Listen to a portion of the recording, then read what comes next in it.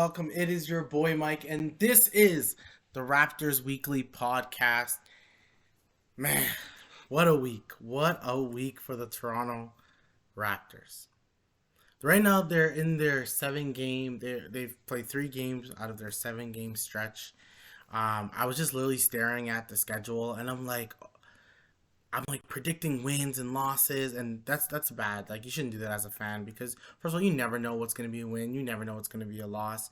But just in like looking at it, I'm just like, man, like these guys can really they can really do something. They have Phoenix, they have Utah, they have Houston, they have the Grizzlies. Like right now, they're 23-28. Right now, your Toronto Raptors are 23-28.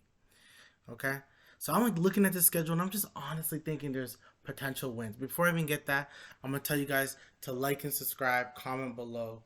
Um, I have some good things brewing. I'm sending some emails out. Hoping to talk to some people and hopefully some good things can come. But we will see. That's fine. I love talking by myself with people. It doesn't really matter. Just like I just love talking Raptors. I get 1 view, get 10 views, get 5. I don't care. It's because I love Raptors, and I'm glad that the people who do listen to it appreciate it and like it. And I hope you guys continue listening to it. I hope we can make this bigger and better.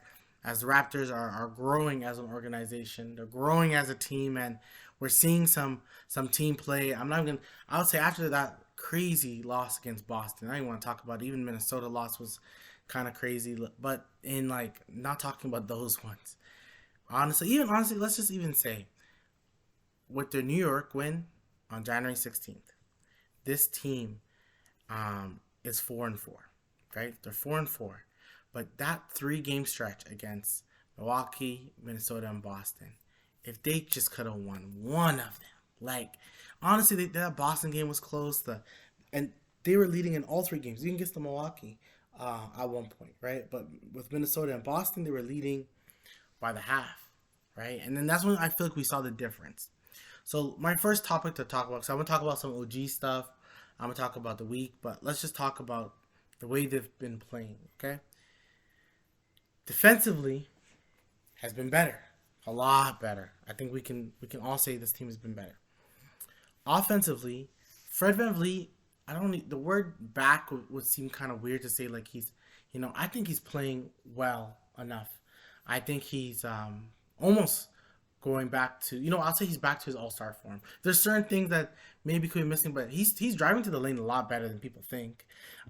It may not always show up in the stats or anything, but like I from eye test wise, and I'm not an analytical guy. I'm not gonna give you the X's and O's all the time. Like when I play ball, I'm way better at my X's and O's. I'm way better at like dissecting the game, blah blah blah. When I'm playing ball, I can do all that. But when I'm talking, I don't feel like doing all that. I feel like just talking about it, right? So in watching with my eye test, I can say that Fred has played a lot better.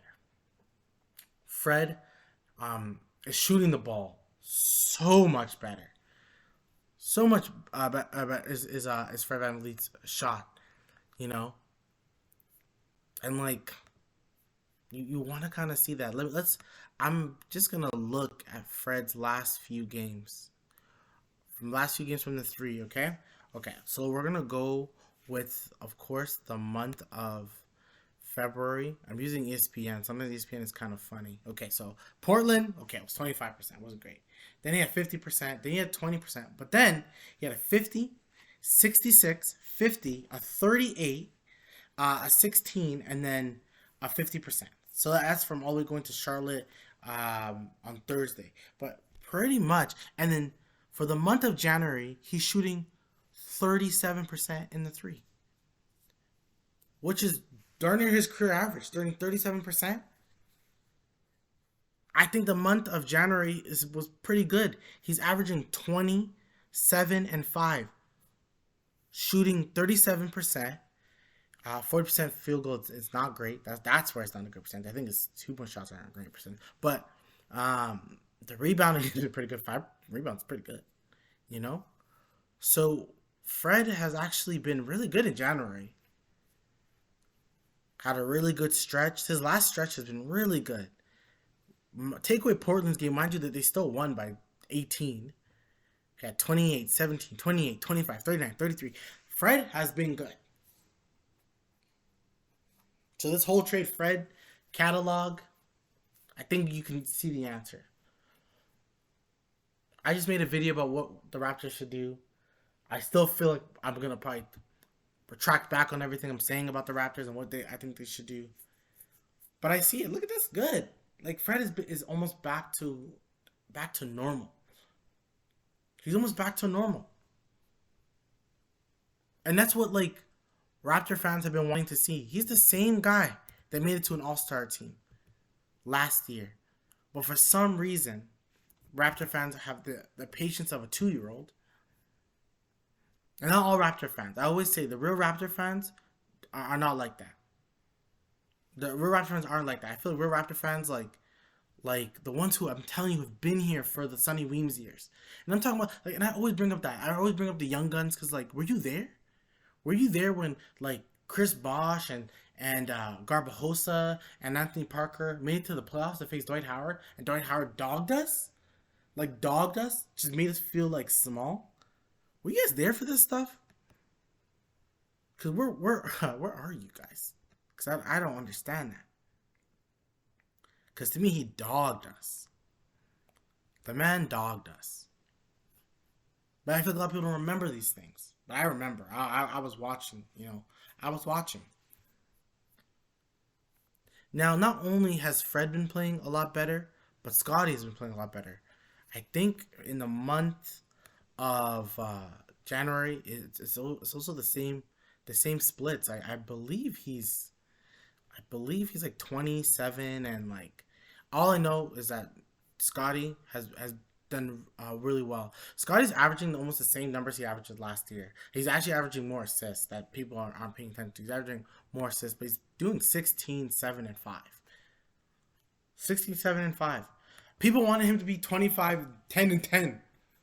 And I always said, when people talked about their expectations of Scottie Barnes, I said, my expectation is nothing. I just want him to have a more complete game. But I'm not expecting to be next year. Yes, my expectation is going to be much higher because I think Scottie's ceiling is like, honestly, his ceiling is Draymond Green with a better shot, right? But Draymond Green is not the best player on your team. Draymond Green is a complimentary player who helps those around him, right? Do I think Scottie can become that? Because the best Draymond Green is Giannis. You know what I'm saying? Like these type of players, it's Giannis. The worst Draymond Green is Ben Simmons. Like that's the range we got to think about. And that's where with Scottie, I feel like he's Draymond with a better shot. Maybe not Giannis, but Draymond with a better shot. But that's like, when you see Scottie playing like this, it's almost like, what you guys expect? Like, why were you guys expecting him? Some people are saying, I think he'll make it to an All-Star team. What are we talking about? What All-Star team? No. You gotta give guys time. You gotta give guys, you gotta give guys opportunity to. Some players don't explode after the second year. That's not how it happens. I seen the Ringer, and I love Kevin O'Connor. Like I really do. I think he's exceptional at what he does. Exceptional, and I have every respect for him. But I have to disagree with him. You're picking Scottie 5th. Okay, if you want to pick Evan Mobley number 1, I understand. If people want to pick Franz Wagner number 2. I get it. And if you want to pick Cade over Scottie, I don't know. I love Cade. But I think like in a redraft, if you redrafted this year, you're still picking Scottie over them. Mind you, it's so minuscule. Like my argument even sounds stupid when I say it out loud because like, what? He was like 5th. Let's get over it. He was 5th. We just are so protective over our players sometimes. Sometimes we're just awful. Some people are like, we should have traded Scottie for Kevin Durant. I get what your purpose was, but I kind of want the longevity of like greatness that Scottie could potentially become. I kind of want that, especially if we can make him happy. So in saying all that, like, I don't know. It was weird, but I just think people's expectation of Scottie, the talk that people have of Scottie, him being disappointed. I listened to a podcast, and they're like, he's disappointing. What are we talking about? Who is he disappointing to? right? The one thing that I didn't like, and you can see, is the energy wasn't there. I don't care about stats. I really don't. I care if your energy's there.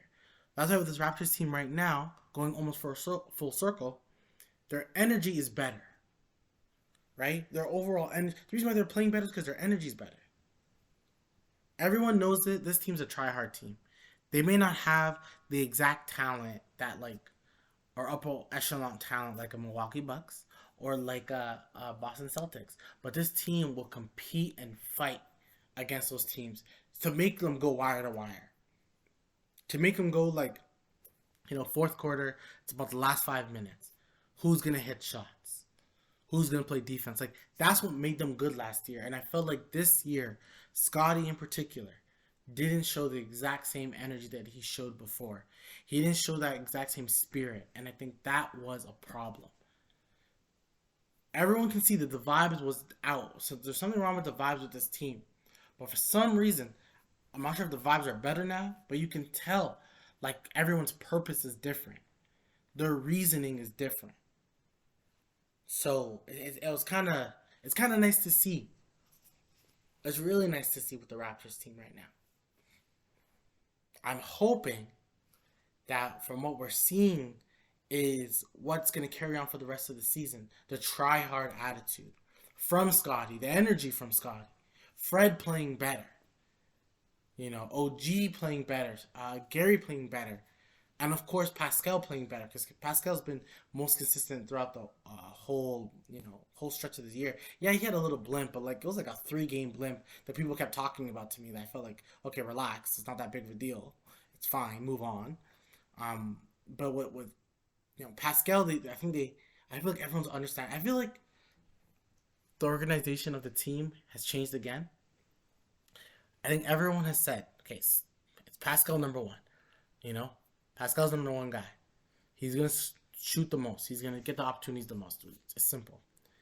Everyone else is opportunity, which I think it was last year, and I feel like everyone was almost forcing their opportunities because I feel like they are feeling like they're not gonna get the ball again.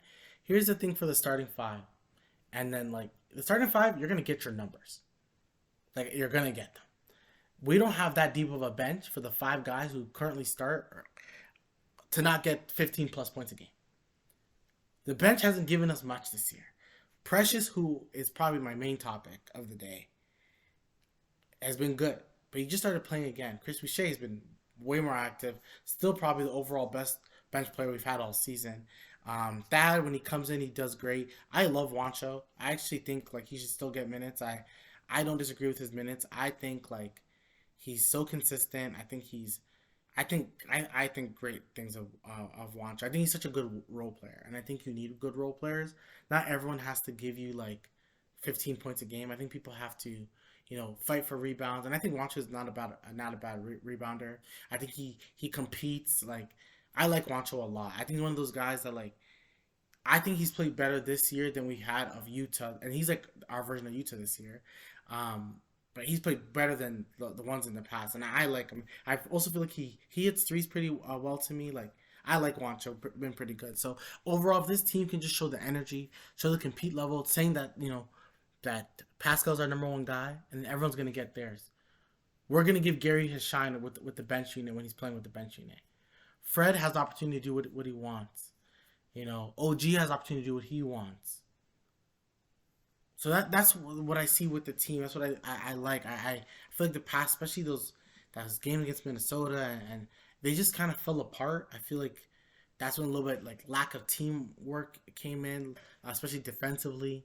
I also feel like the other team just had so much energy, had more energy than the Raptors, and people can blame the minutes, blah blah blah. But Raptors have to just be better. That's what it comes down to. They just need to be better, and they have the chance to be better, and they're just not trying as hard. I feel like everyone just can see they were trying so hard before.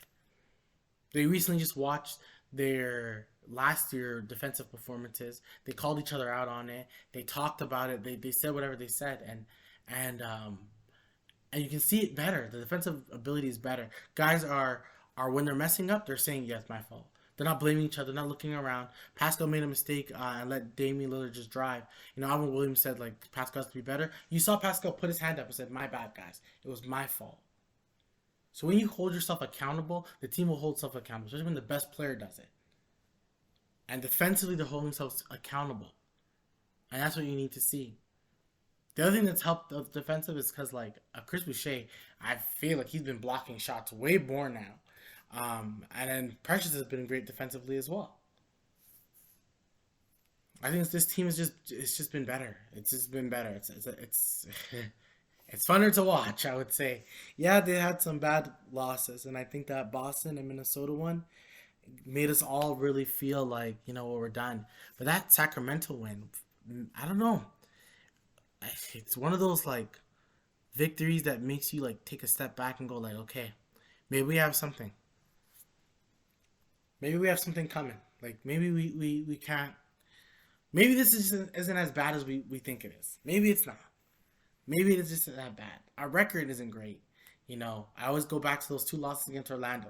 Orlando also has beaten the Boston Celtics, so let's just relax. It's just Orlando's a good team. They're 11-7, or not 11. They were 11-7, but like now their record is pretty good. I mean 11-7 in the past like 12 games, but they just been winning games. So Orlando Magic is good.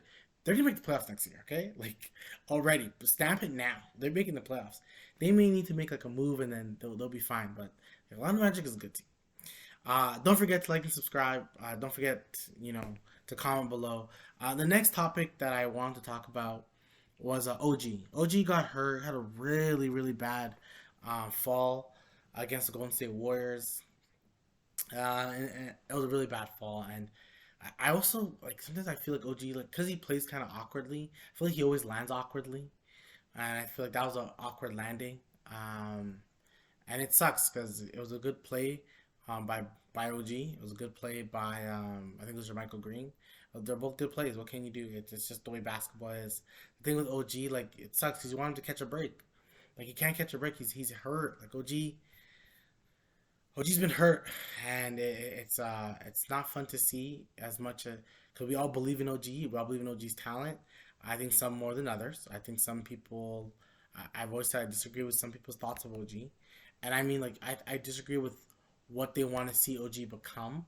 I think people really believe OG can become the second scorer, not the best player. Second scorer. You don't have to be the best player to be the no. I think a lot of people think he could be the second best scorer, and I ultimately just don't see it.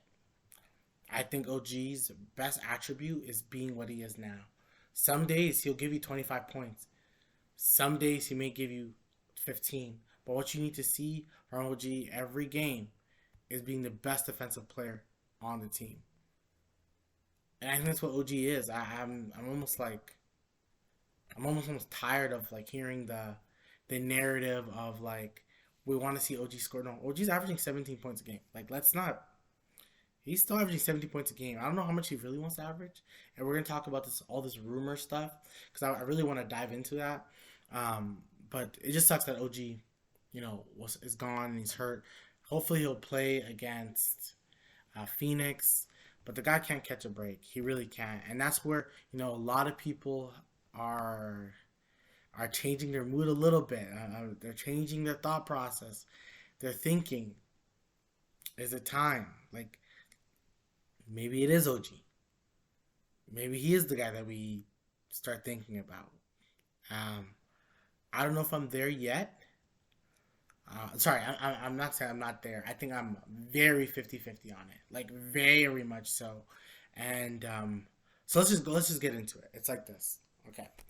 If we look at OG and we look at his stats and we look at the amount of games played, last year he played about 48, which is really low.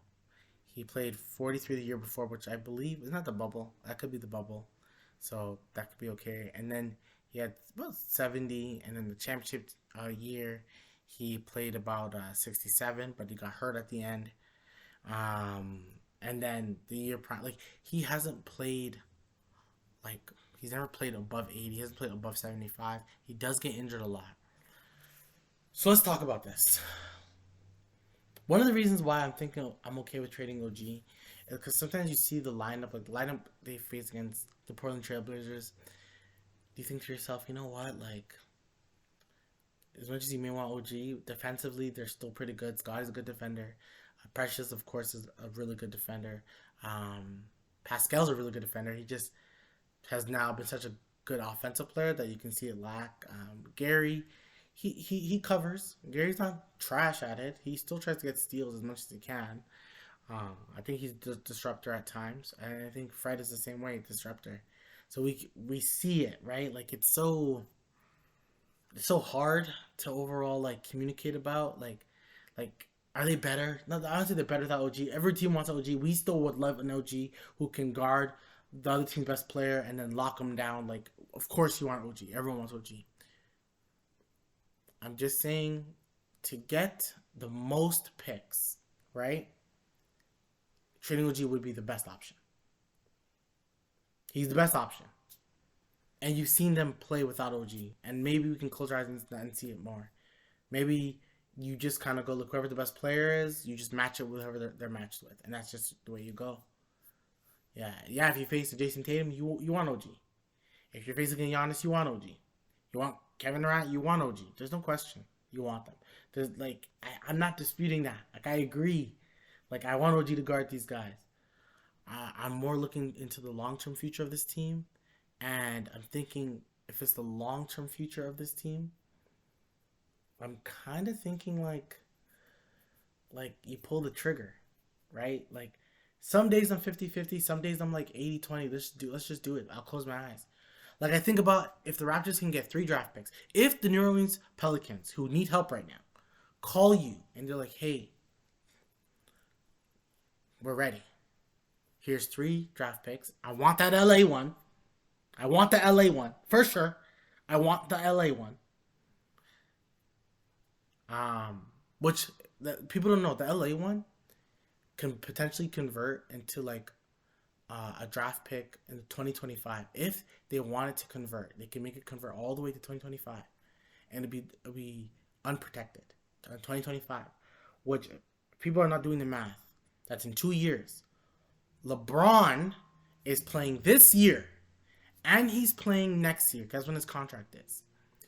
In 2025. LeBron is going to play in his last year in the NBA. So I hope everyone knows we have this year of LeBron, next year of LeBron, and we have one final year of LeBron in 2025. Do you know where he's not going to play? He's not playing in LA. Because guess what? His son will get drafted to a random team, and LeBron James is going to play for that random team. Because he wants to make sure that he plays with his son. So unless the Lakers are going to draft Bronny, and this is if Bronny gets drafted, because we don't know. His look like his star is rising, so good luck to him. But we don't know what's going to happen. And because we don't know what's going to happen, we need to know that in 2025, the Lakers have the potential of not having LeBron James. They have potential of not having Anthony Davis. So that Lakers team could be absolute trash. And then who's going to have their pick? The Toronto Raptors. Who, at the time, if they want to, can trade that pick for whatever player at that time is going to be like a top 10 player. Let's just say they can trade that pick for a top 10 player. That's all I'm saying. That if the Pelicans are calling, you got to think about the future. And that's what I'm thinking about. If you give me that pick, and of course 2 more picks, and potentially another one, maybe a pick swap down the line in the future. And you tell me that we're also going to get, because I think you have to match the contracts. So you can get Dyson Daniels, you get Trey Murphy. I think you may have to get one more person. But if you tell me I'm going to get Dyson Daniels, who's like 20, who shot well in the G League last year, and then has had moments this year, and is 20, and matches Scottie Barnes' timeline, and you get Trey Murphy, who can shoot the 3, who's like 6'9", I'm pulling the trigger. I'm like, okay, I love OG. I actually really think he's good on the team. But I have to think about it. And I have to do it. I have to make my decision, and that decision I have to make. I have to stick by my decision, and that's I'm probably doing it. I'm probably doing it. I would love if they called and said, "Hey, we'll trade OG and we'll give you Herb Jones and Dyson Daniels." I'd be like, "Okay, bring him on," because Herb Jones is a great defender, just like OG, and Herb Jones is also very young, who is going to be a great defender for the rest of his career, and like good things can happen. So I'm all for that as well. So both I'm pretty good with. So yeah, I'm thinking about it. Now the one thing with OG to kind of also talk about this whole OG thing, there's so much, like a lot, like a lot. It's just too much. Rumors about OG. OG's unhappy. The off season, someone reported OG was unhappy. Again, they said OG was unhappy. Again, like yesterday, they said OG was unhappy. And then now I'm starting to think, you know what? Maybe it's true. And I never said that out loud. Maybe it's true that he's unhappy. And if OG's unhappy, you know what? Respectfully, let's trade him then. Let's trade him then. If OG's unhappy, you trade him. I like OG. But if he wants a bigger role because he believes he can do more for a team, trade him. Trade him. If that's what he wants to do. Do it. Trade OG then. It's fine. That's what he wants. That's what he wants. But where I keep thinking like this has to be a lie is that OG barely talks. But we're talking about, oh, he hates us. But then I think about it, who barely spoke and got traded? Kawhi. Kawhi barely spoke and got traded. It was other people speaking for him, but they were right. His relationship with San Antonio Spurs wasn't great. So I think with OG and where you're hearing this from, I don't think he's unhappy with the Raptors. He's unhappy with his role. He wants to be either the number one. I'm not sure if he wants to be number one. I think he realized he probably shouldn't be number one because he can't drive to the basket. He just can't. He doesn't. He's just not there. Like he doesn't have it. But maybe he feels like he's like a Jeremy Grant. Like, oh, I could lead a team. I could do that. But Jeremy Grant couldn't lead the team. He couldn't lead Detroit. He didn't do anything in Detroit. He just had the ability to average 20 plus points. So if you want to do that, that's fine. You can go. We can trade you to a team. And I was even thinking with Detroit, I would. I want three draft. I want three draft picks. I'm not gonna lie. But if they give me like a young player, um, or just or if Detroit just trade me Bogdan or Boy is it Boyan? If they trade me Boyan, and I got like four of their draft picks, I would be okay with it because I think they would like that because they would have Cade, him, and Ivy, and that would be good. And Casey loves OG as well, so I'm thinking that a Detroit package or New Orleans Pelicans package can be very good. But yeah, so that's the whole thing with OG. Like, there's so much rumors going on. He barely speaks, but you hear like a gazillion rumors about him. I don't know. I don't know. And the way OG he doesn't play like 75 plus games, and he just hasn't. Right, that was his first year, and I don't know, man. I'm thinking to myself like, whew, I'm curious. The last few years he's played like 40. This year he actually was very healthy most of and then he had I think a hip thing, and then he had his other he was hurt again, and then now with his wrist or shoulder, it's just kind of like I don't know, makes you think. But I'm telling you, call me and say Herb Jones. I'm saying yes, definitely saying yes if you say Herb Jones. But yeah, that's my OG talk. Let's talk about this main event topic, which is Precious Achua. Don't forget to like and subscribe. Follow on all social outlets, and like I also do videos on TikTok as well. I talk about some stuff. Probably gonna do some like football content more, but we'll see. Precious Achua.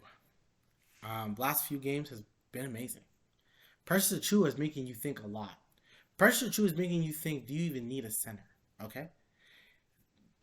Miles Turner got signed recently, and a part of me believes it's also because the Toronto Raptors were like, we're okay. We're gonna develop Koloko, and we have Precious Achua. And I've said this before with Precious, and I'm gonna say it again. Precious, when he shoots better than Pascal. Okay, his form is better than Pascal's.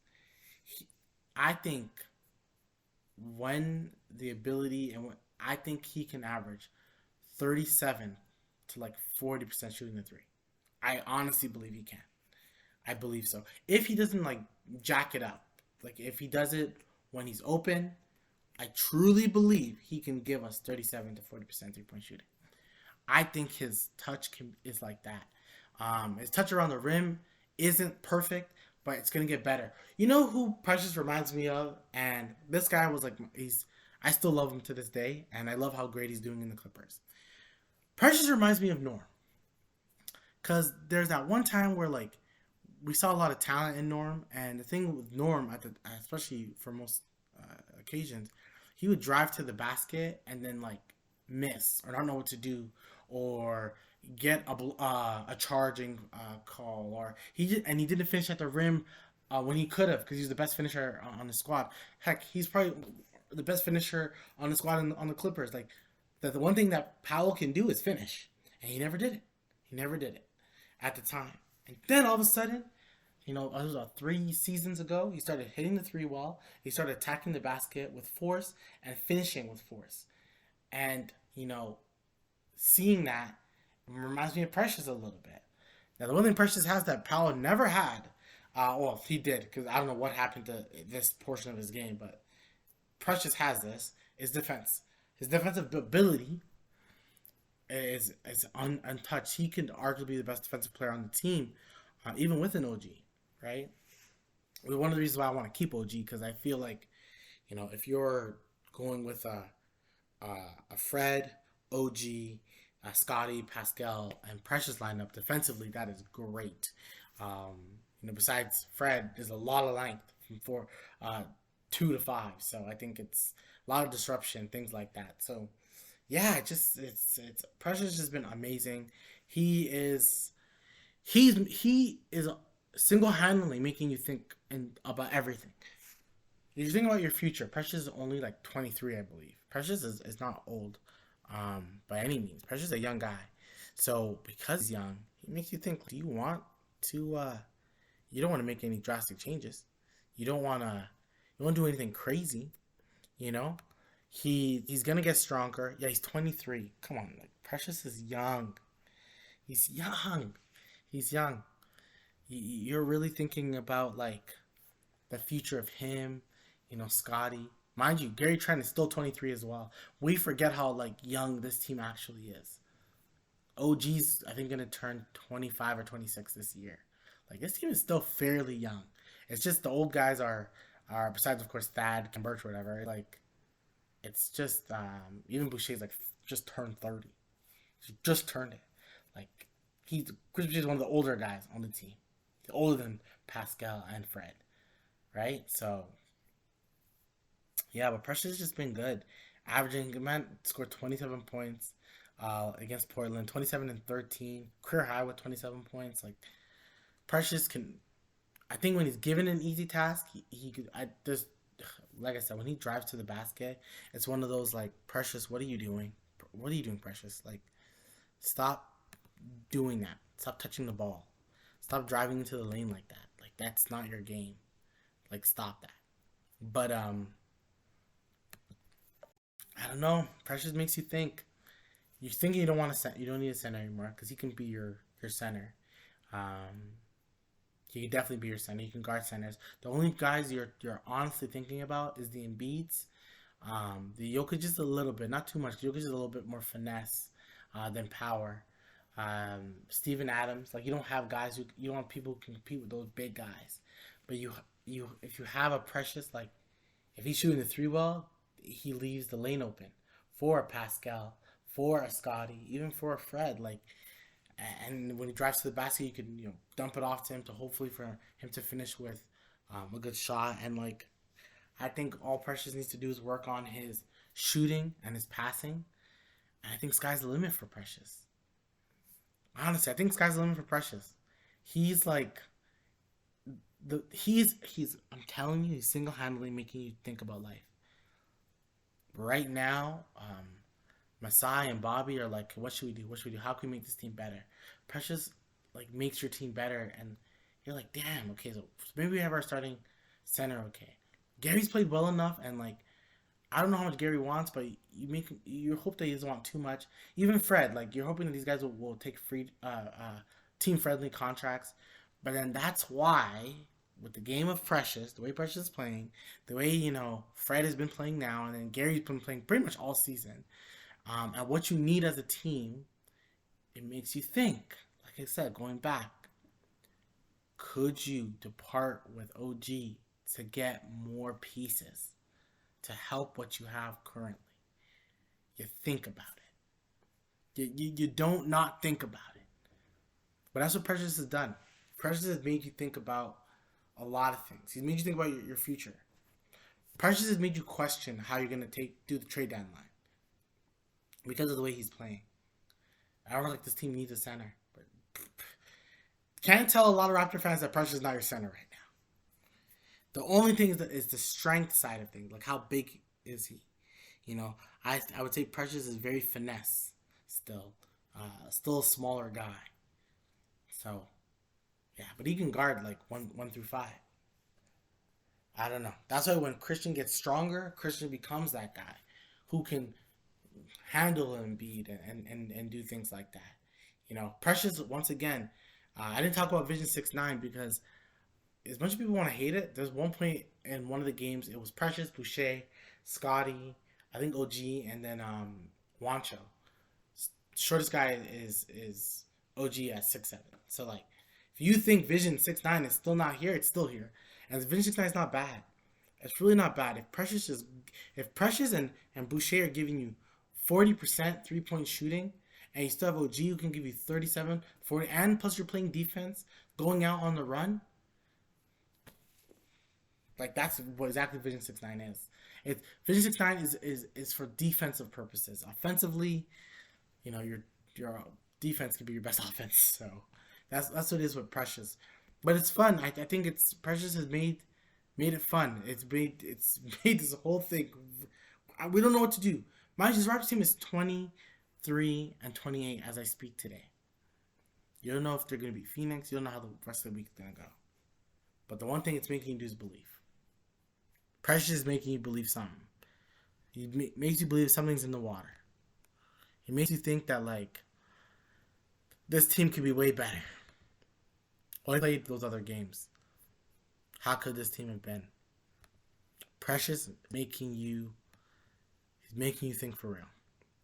So this week the Raptors face the Phoenix Suns, the Utah Jazz, Houston Rockets, and then their Sunday game against Memphis. Finally, not a Saturday game. So you have 4 games. I'm gonna predict a 3-1 record, which would make them 26-29. So they're gonna go 26-29 before they face the San Antonio Spurs. That's my goal.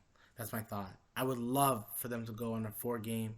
That would make them 27-28. But I'm telling you, if they're 27-28, that trade deadline, I believe is when is the trade deadline? Is it February 12th? The NBA trade deadline is. I'm just gonna Google that real quickly.